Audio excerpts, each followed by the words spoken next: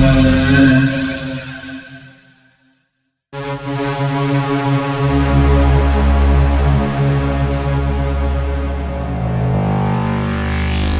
guys, what's up? This is Sam, aka Parandroid, and today we're talking a little bit about the importance of low cuts. So let's get this video started. We will just talk generally about it, and then also I will go into depth a little bit more specific a little bit later down the line.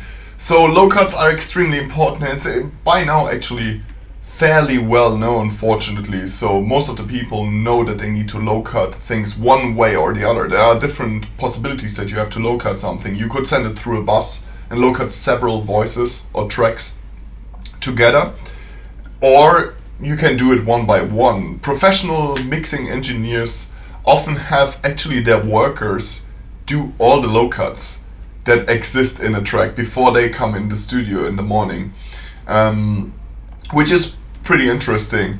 So like, it is very important because especially the low mid area accumulates, and then you get some really problems with muddiness and honkiness in your sound. I don't know, for lack of a better term, I use that term. So it is really important, and it's a fairly straight thing to do. Another thing is that different frequencies use different amounts of energy.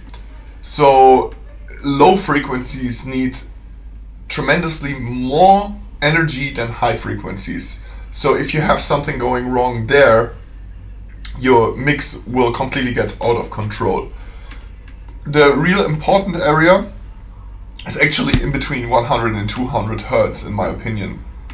This is usually where I cut my sounds and do the low cut for most of the sounds. There are only a few sounds which really need that oomph in the 100-200 Hertz area, and the rest of the sounds usually, they just get cut there to a point where the sound still sounds nice and full and rounded. This is really important. For example, if you're using a lead or something like that, don't cut it until it's totally thin, but cut it to a certain degree. Then bass lines. Obviously there is the technique of cutting away the inaudible stuff from 0 to 20 Hertz, because our ear can't actually process it at all, that frequency area actually. Everything up to 80 Hertz is rather, taken in by the body and not taken in by the ear. So that is really important as well, and you need to strike a balance there.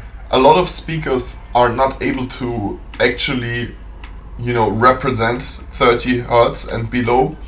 And then it's questionable to work on it if you don't have really good headphones or some other way, a subwoofer, to actually hear those frequencies. Otherwise you're just gonna, end up blind. So that is really important. If you can't hear it, then maybe, don't touch it. And then also there is a thing, if you have a subwoofer, chances are that you're negliging some other frequencies. The thing with subwoofers is that they are great, they sound great for listening experiences, they are super great, because they give the sound this other dimension. I mean, just listen to a classic track or something like that, and you will notice, wow, if I activate the subwoofer, that's goddamn, a new experience, a new dimension.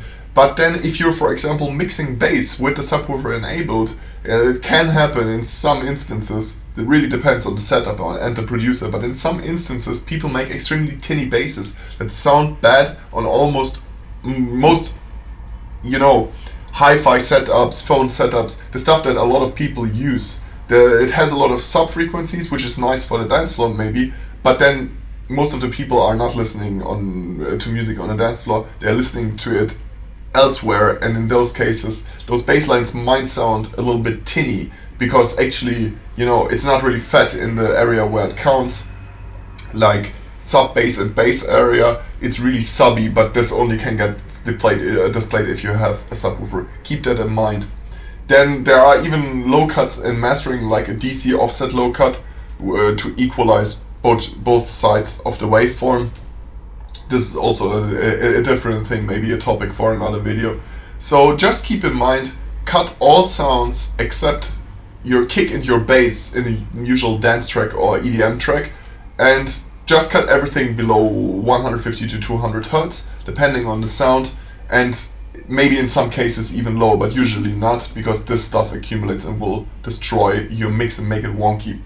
I hope that you enjoyed this video. If you liked it, then leave us a like and subscribe. Also hit that bell icon, that little bell icon is really important so that you can actually get notifications if we come out with new music videos or music learning videos. Also head over to our website www.instinctlearning.com for more information about music production and also some really cool products like presets, samples and learning videos. So cheers guys, and see you in the next video.